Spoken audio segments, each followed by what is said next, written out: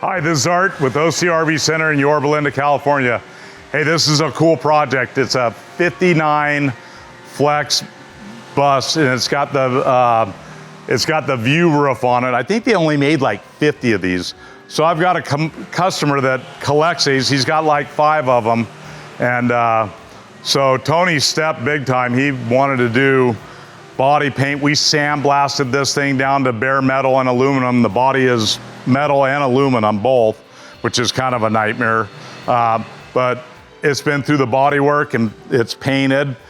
The interior's going back in. We'll show you that. We're building custom cabinets, making kind of a RV limo type setup. It'll have 6 passenger seats in the front, a driver and companion seat, and then 2 limo seats behind it.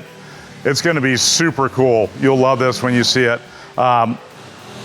So unfortunately, when we had the bus here, the engine was just smoking and not running right. So Tony made the decision to have us rebuild the engine. So we pulled the engine out over the weekend, and we've got a new engine coming back first of next week.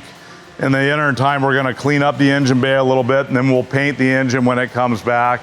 It's got a 6V92 Detroit engine in it. Super cool engine. These things run great.